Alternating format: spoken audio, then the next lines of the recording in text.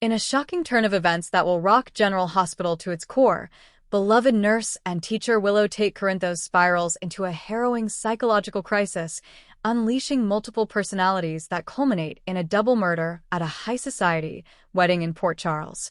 What starts as a celebration of love ends in bloodshed, lies, and the unraveling of a life long held together by sheer force of will.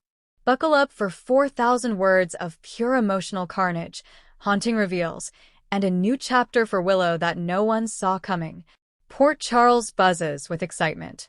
The wedding of Christina Corinthos Davis and Allison Blaze Rogers is set to take place at the Metro Court rooftop, transformed into a romantic wonderland overlooking the skyline. With guests arriving from all corners of town, Carly, Sunny, Michael, Sasha, Trina, Curtis, and even an appearance by a recovering Lulu Spencer, it promises to be a night to remember. But lurking beneath the celebration is something no one expects, a storm brewing in Willow's mind. After surviving leukemia, dealing with Nina's betrayal, and grieving the loss of her adoptive mother Harmony, Willow's fragile mental state has deteriorated into something dangerous. Especially after a failed therapy program and suppressed trauma involving her cult past with Dawn of Day. Lately, Willow has been complaining of blackouts, missing time, and mood swings. Michael has grown worried, especially after Wiley claimed, "Mommy talked like someone else" during story time.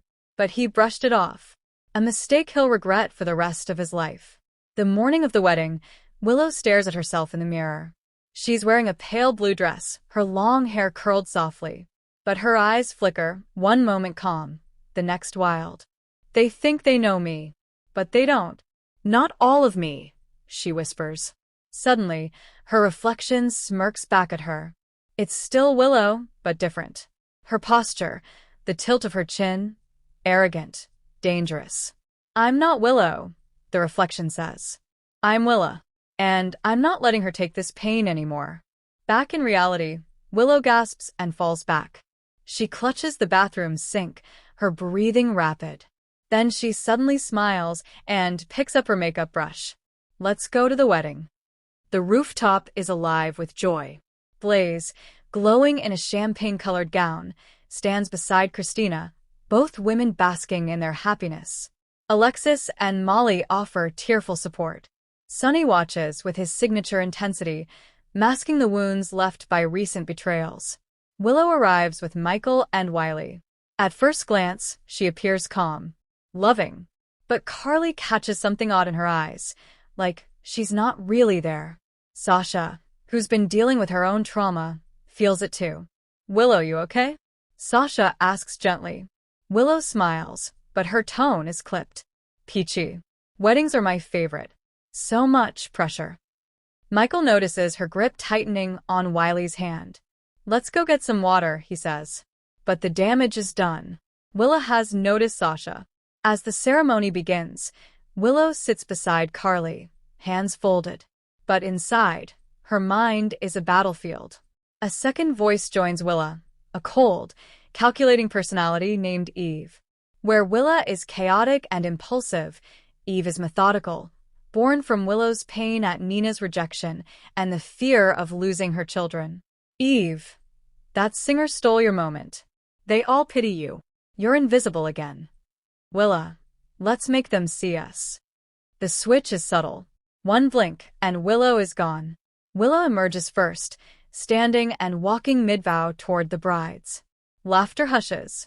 Murmurs rise. "Excuse me," Willow purrs. "I just have one thing to say to the happy couple." Christina frowns. "Willow." Willow cocks her head. "You know, I always thought you deserved better, Christina. Too bad your bride is just using you to clean up her image." The crowd gasps. Blaze's face turns crimson. Sunny stands, growling. "What the hell is this?" Michael rushes forward. "Willow, come with me." But it's too late. Eve has taken over. Eve pulls something from her clutch, a slender, gleaming knife. The audience freezes. Security reaches for their radios, but Eve moves fast. She lunges forward, not at Blaze or Christina, but at Molly. "You always judged me," Eve hisses, her voice low and lethal. "Even in court. Even when I begged." You sided with Harmony. You let her die alone. Screams erupt as the blade plunges into Molly's abdomen. Alexis shrieks and rushes to her fallen daughter. TJ sprints forward, sobbing. Call an ambulance. Michael bellows. Sunny tackles Eve, who thrashes like an animal. Let me finish it, she shrieks. But she's slippery. She elbows him in the jaw, rips away, and disappears into the stairwell. Chaos reigns. The rooftop clears as paramedics tend to Molly. Blaze tries to hold Christina, who is shaking uncontrollably. Meanwhile, Eve has made her way to the 8th floor. She stares down the hall toward Nina Reeves's hospital room. Unbeknownst to everyone, Nina was admitted earlier that day for anxiety complications. She was never supposed to be at the wedding. But Eve knows. And Eve is furious. You stole my mother. You broke her. And you gave me nothing. Nina, in a gown and slippers, hears a noise. She turns and sees Willow, no, Eve, standing at the doorway. Willow?